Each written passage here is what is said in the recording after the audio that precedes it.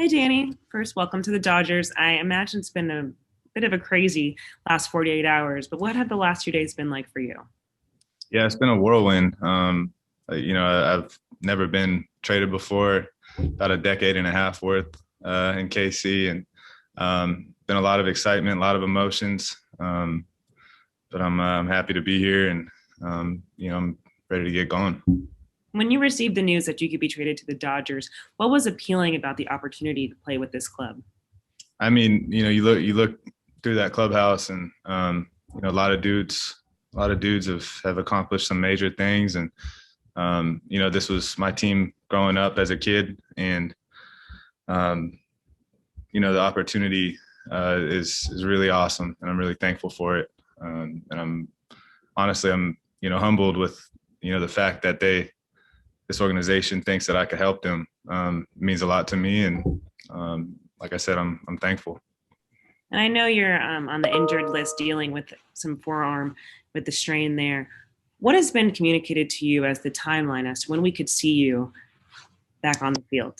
Yeah, I feel like this last week I've turned a corner a little bit physically, and uh, I've been told anywhere late August, early September, depending upon the role, which I'm unaware of so far.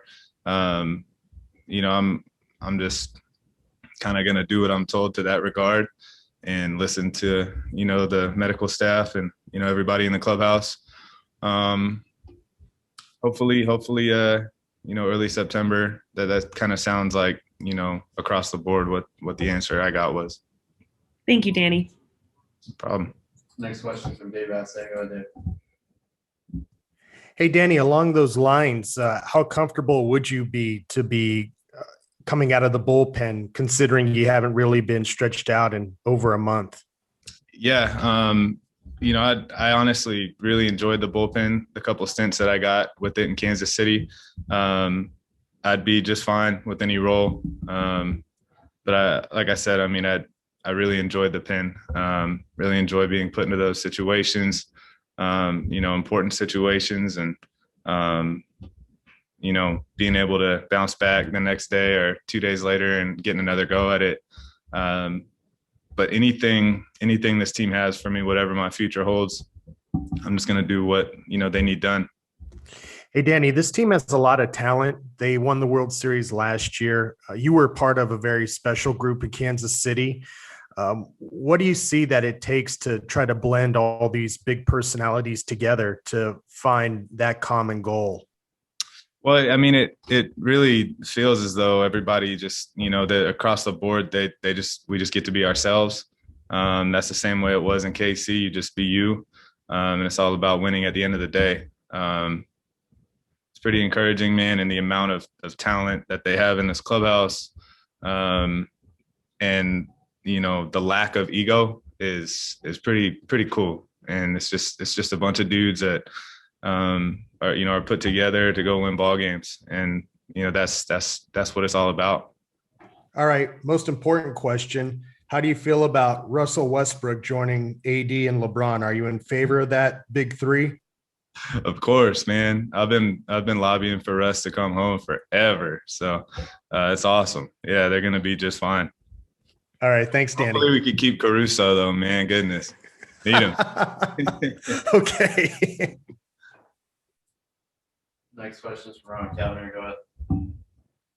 Yeah, Danny, you kind of touched on it a little bit at the beginning, but what did it kind of say to you that they look at you as a piece that can kind of, help them finish the job for the reigning champions? It says a lot. It's very humbling when you really think about it. It's awesome that a team like this has confidence that I could add to the table. I could bring something that could potentially help, and whatever that looks like, I'm here for it. And but that is a really cool deal. That especially I try to take the emotions out of it. But this was a team I grew up rooting for, and to have them, put their name on me is a very humbling thing.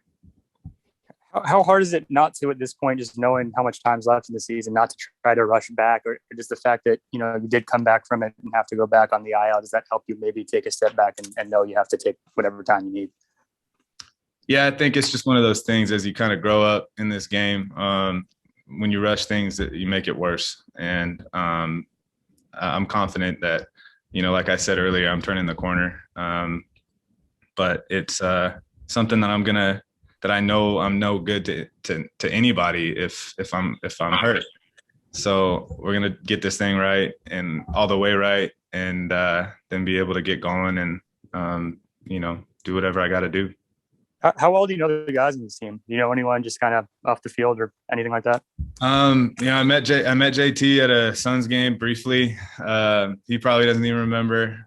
But Scott Alexander was one of my really good friends in Kansas City, and that's really cool for me. I'm excited to see him again. It's been a couple of years, and he's a really good dude. But in passing, you come across a lot of guys, and always from the other side of the field, top to bottom, you respect the heck out of what these guys are doing. So it's cool to be a part of that. Thanks, Danny. Welcome. Thank you. Next question is from Lynn Worthy. Go ahead. Hey, Duff. How you doing, man? Hey, Lynn. I'm good, man. How are you? All right. Hey, I wanted to just ask you, we spoke with Dayton, and he said, it was before about the break that, he sort of raised the idea that, of potentially there being a trade, and obviously with 10-5, you'd have to agree to it. What was that like, just having that conversation with Dayton after, all these years? Man, that guy means a lot to me, and I'm thankful for everything that guy has done for me in my life and to get me to this point. It was, to answer your question, it was a lot of emotions there. You know how I feel about Kansas City. I'll always love Kansas City. I'll always pull for them, no matter where I'm at. But it was a grown up conversation, man, and, I'm gonna miss that guy. And, the relationship doesn't stop. He's family to me. I'm really thankful that, we were able to come up with, whatever needed to be done, and that he was willing to, put me in this situation if he had to move me. And, I'm thankful for all the time that we spent and everything he's done for me and continues to do. And how would you describe the emotions of just, actually saying goodbye to the guys? I mean, we've talked to some guys, Whit and Nicky have talked about how it was, obviously they were happy for you, but it was tough at the same time to see you go. Yeah, that, it's tough, man. It was tough. Like I said, I love those guys to death, and I always will always be pulling for them. And, we'll still have the shenanigans in the inbox and text messages and stuff. And, but just the reality, I think, of, leaving the guys that I grew up with and have watched grow up too. And, a guy like Nicky and Zuber and, Lynch, I could go up and down the board. It was tough. It was a tough, it was a really tough day. But I'm also very excited about what's to come, and I'm excited about what, they have in store for their future too. And, I'll always be pulling for those guys. And then the last thing I just wanted to, because Nicky had shared with us that he sent you a text just talking about how you probably didn't even know it, but, you had such an impact on him as a young guy coming up. I wondered what that meant to you for him to, sort of reach out like that. Yeah, I've had numerous text messages from current players and former players with KC, and that part's real humbling too. I built some lifelong friendships over there, and for a guy like Nicky Lopez to throw me some compliments like that, especially with knowing his heart and how awesome he is and where he's at. Heart wise and mentally, he's a really good guy, and it did mean a lot to me. Thanks, Duff. Thanks, Lynn. Next question is from Mike Piazza. Go ahead. Hey, Danny, welcome. I know you said you're a Dodger fan. How would you sort of describe your level of affection for the team? Man, I mean, so I went down to Dodger Stadium maybe 3-4 times a year when I was little, and my mom and dad would always put a few options together for me to choose between games, and I'd always try to go when Mike Piazza came back, whether he was with the Mets or the 2.5-week stint with the Marlins. Like, we were all over that if he was going to come back, and we always made it down there when he was with the Mets. Gosh, man, I cried my eyes out when he got traded. Him and Zeal, I think it was Bobby Bonilla, Gary Sheffield, Manny Corpus, and Jim Eisenreich. Pretty good. Yeah.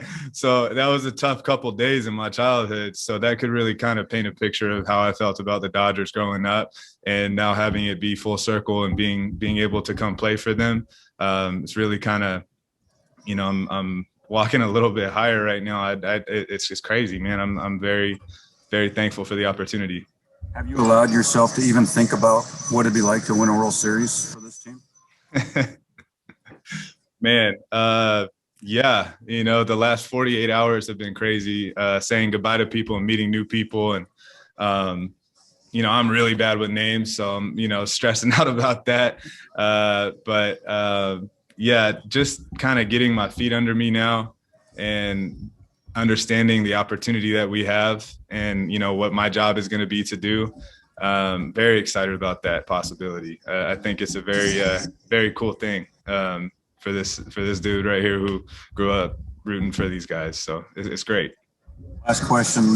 In addition to a relief role, they've talked about using you as a kind of a Julio Urias type.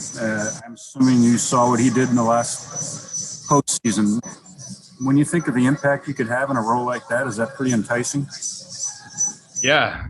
I mean, you know what? I'm just kind of at a point where I'm just going to do whatever they ask of me, and get physically right all the way. And then whatever is needed, I'm all for it. I mean, they got some guys that could cover some innings. And I feel like I could be helpful out of any role.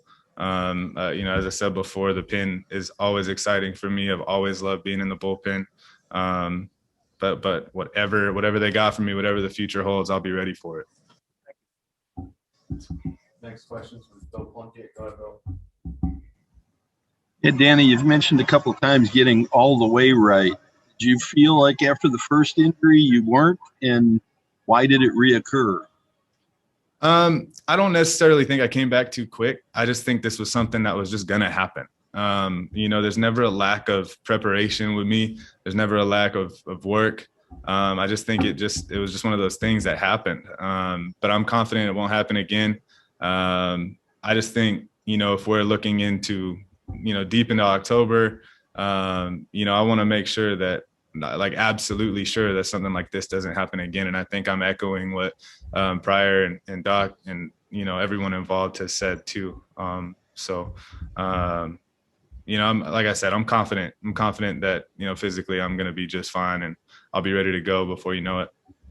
I'm sure you've heard of it too. There've been a lot of cases in the past where Flexor injury led to other more serious things with the elbow. Have the doctors you're working with talked to you about that at all?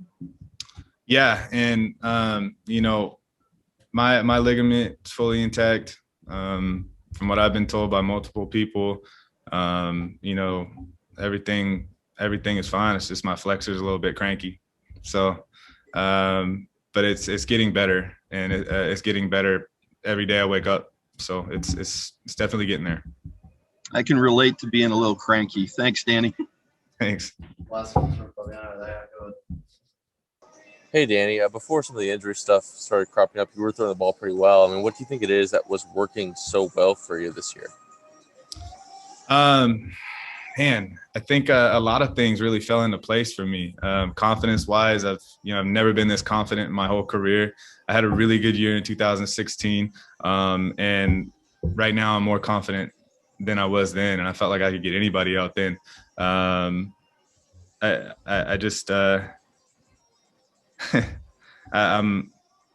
feeling great, man. Mentally, I think that would be the best answer to your question. I think, I've played a little Tetris in my brain, and I feel I feel like I could do some pretty special things if called upon.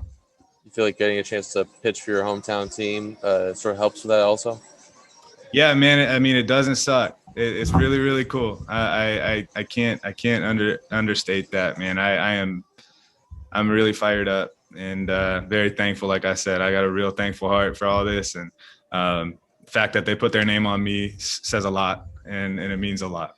When was the last time you were at Dodger Stadium? World Baseball Classic. Okay. Or no, wait.